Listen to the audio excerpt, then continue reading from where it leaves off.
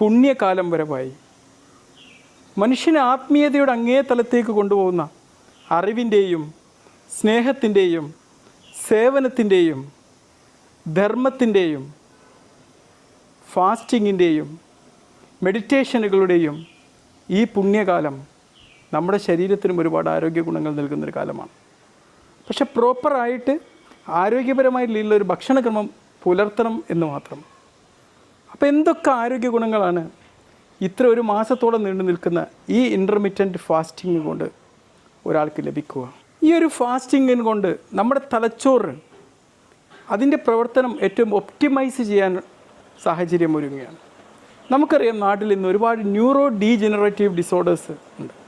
അൽസീമേഴ്സ് dementia, vascular dementia, അങ്ങനെ നമ്മളെ ഓർമ്മ നഷ്ടപ്പെട്ടു പോകുന്ന ഒരുപാട് കാര്യങ്ങൾ, ഒരുപാട് അസുഖങ്ങളുണ്ട്. ഇത്തരം അസുഖങ്ങൾ ഇന്ന്